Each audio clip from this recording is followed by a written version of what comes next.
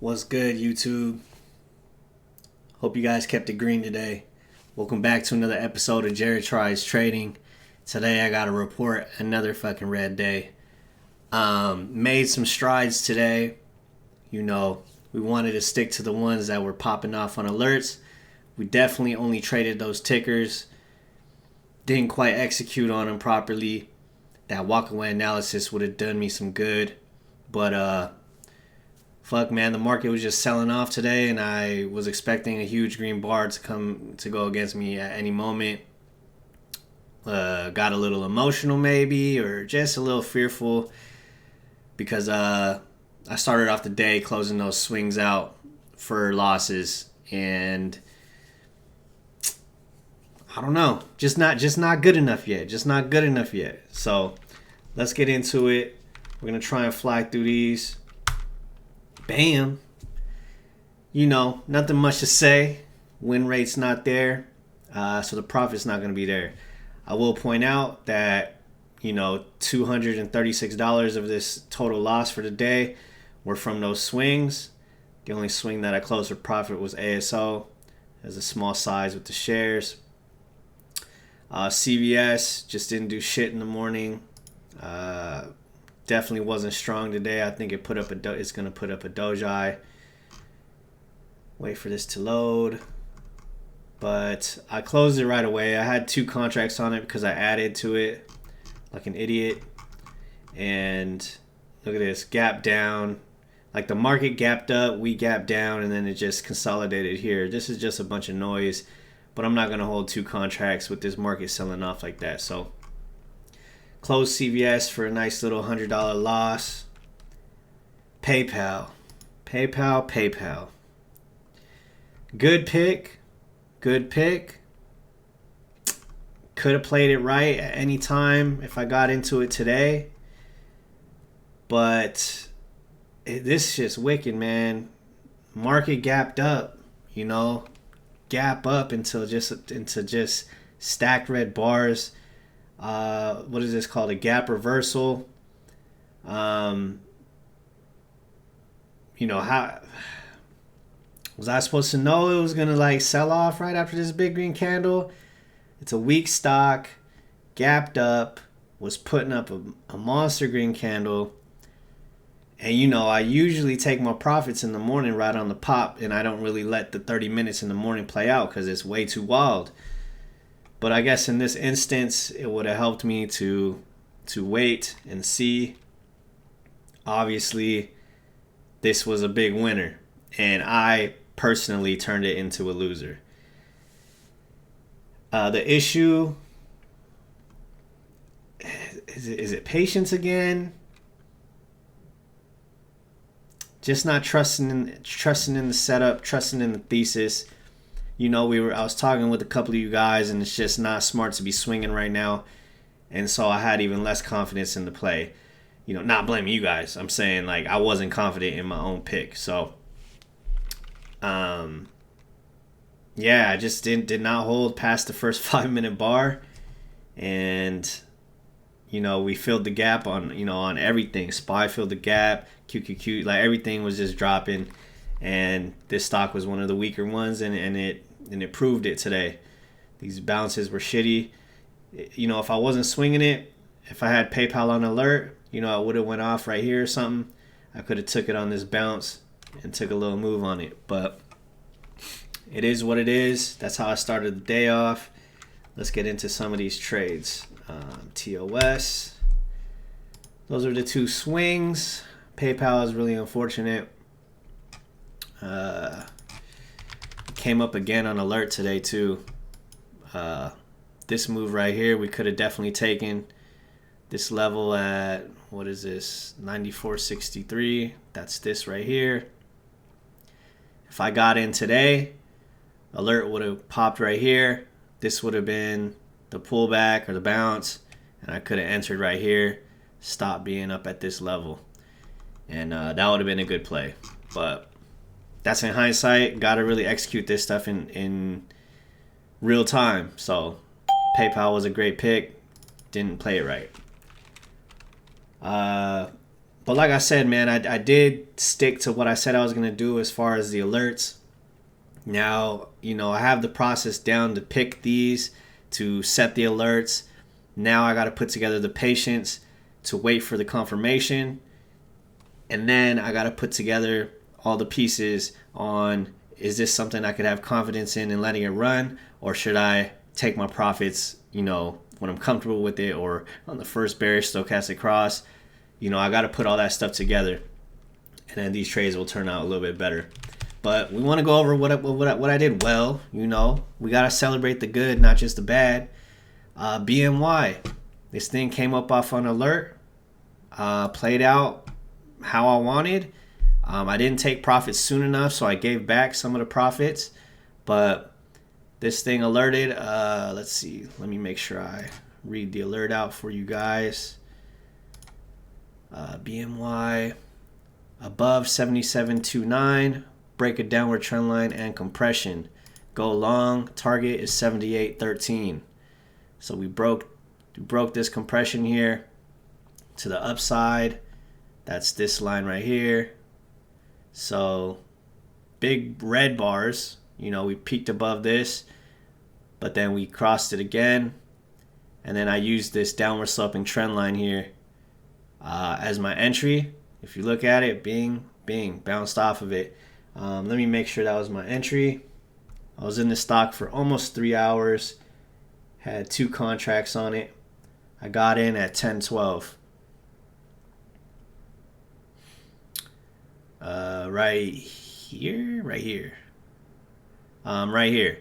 So I was playing this as if this was the pullback to the level. You know what I mean? And I wrote it up.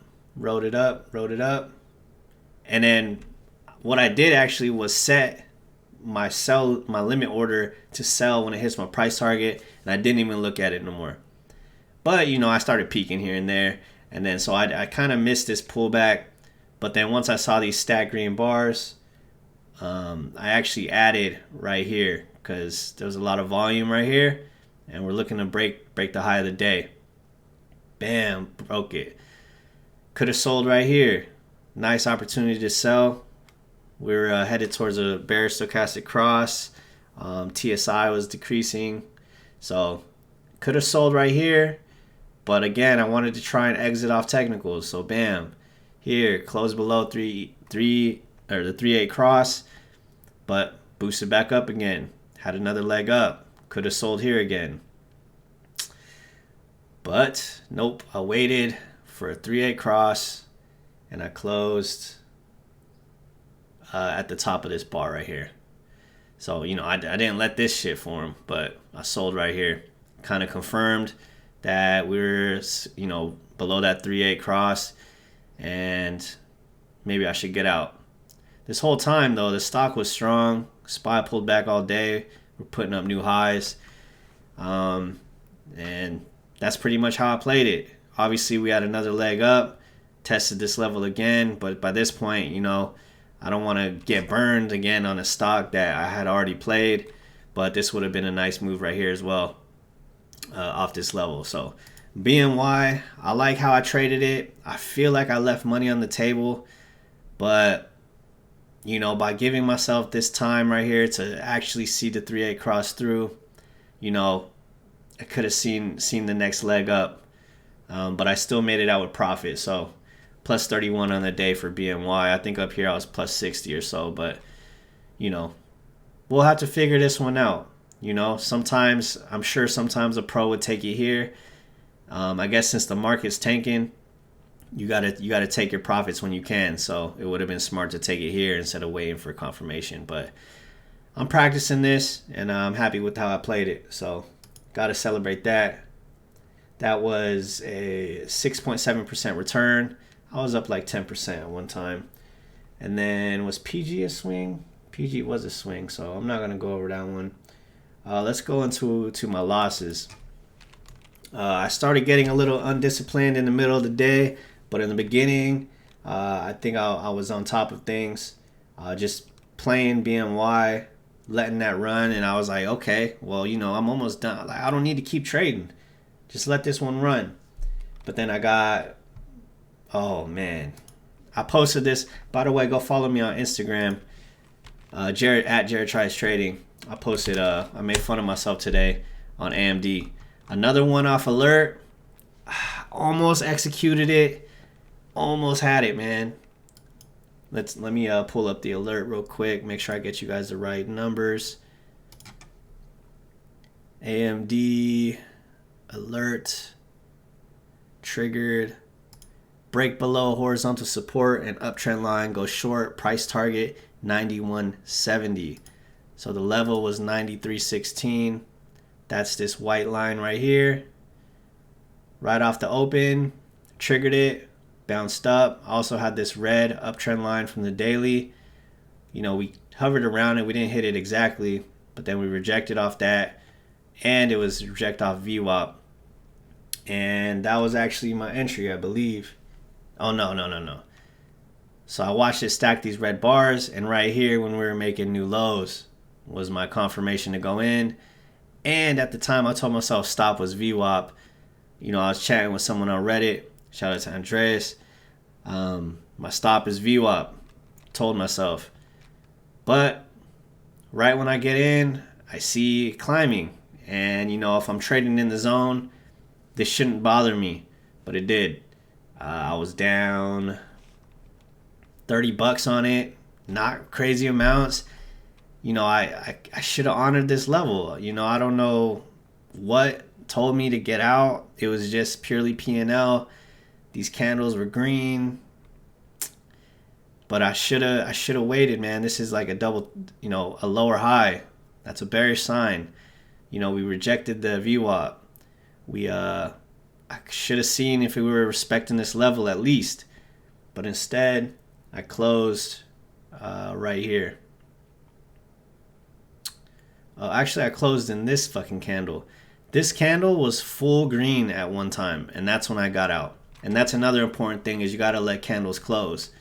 But this thing was full green, and I was like, fuck, I'm wrong. Like, I didn't give my chance a win. And right when I got out, go check that Instagram video out, man. This shit in real time was hella funny.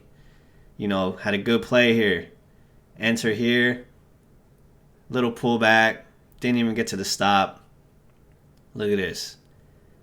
So just in hindsight, you know, if I get in right here, 92.50 or so, that's at least a 50-cent move, even if I don't wait for it to move all the way, you know. Or a dollar move if I'm waiting here. Or if I'm waiting for that 8-3 cross, I can ride this all the way down here, you know. And then if I wait for that cross, I'm still in profit. So just a big missed opportunity. But I'm happy to know that the alert actually set up the way that I was planning it to. I just did not execute on it. And, you know, these are crucial wins. If I just played this one right, that's a $100 win right there. You know, instead, it's a loss, small loss, but, you know, death from 1,000 paper cuts is not good. So do better than me. That was AMD. Then I was on tilt, or I was tilted because of the AMD trade, so I took SBUX. This came up on alert. Let me read you guys the alert. SBUX below 79.38, break below consolidation level, go short. I actually didn't have a price target, but what was the number again? Sorry. SBUX, where are you? 79.38. Is it 79.38? Yep. So this white line right here triggered to the downside in the morning. And then I'm waiting for it to confirm this level if it's going to respect it at all. And I think I got in right here. Yep. So right here on the second break of it, you know, it wasn't really the volume. It was more of a feeling thing. I just got in right here. And then the second I got in, which was at the close of this bar, this whole thing was a fat ass green bar. And if my stop is this level right here, you know, that stops me out. But I'm sure the algos know that, and I definitely got shaken out. The remedy to this is, again, I gotta wait for true confirmation, a true breach. You know, this breached, but didn't respect the level. So this breach didn't, it respected the level to the upside, and then waffled around. And then down here, this was a real breach. The volume was higher. Bam, go short here. Right here, I would have said, damn, they got me again. But if I was patient with it, I would have been rewarded right here. If I entered right here, 79.17, 78.84, what is that? 79.17, fucking math. I don't know, it's like 50 cents or something. But that's the move right here, Or if you just want to wait through all this chop, you could get in earlier, but this came up on alert, and there was an opportunity to trade it. I just wasn't patient with it, and I got chopped out on this big-ass green bar. So another rookie mistake puts me with another paper cut. Then, let's see. Oh, God, this one's embarrassing. DUK. They got me again. Well, they didn't really get me. I just didn't execute it well. Came up on alert. This white line, bam, broke it. I said, you're not getting me again until this level is respected. Bam, broke it again. I noticed right here on this candle. Wait, where is it? This candle.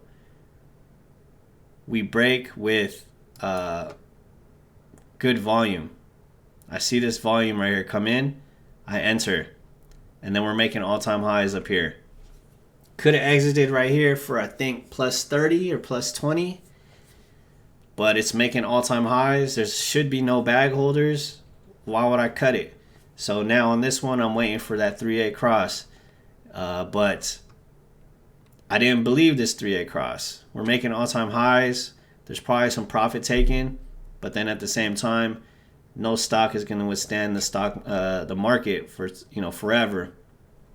Well, look at fucking Heinz today. It did, but I looked away for like 10 minutes. I think I went to talk on the phone with my wife, and then I ended up like minus 30 on this one.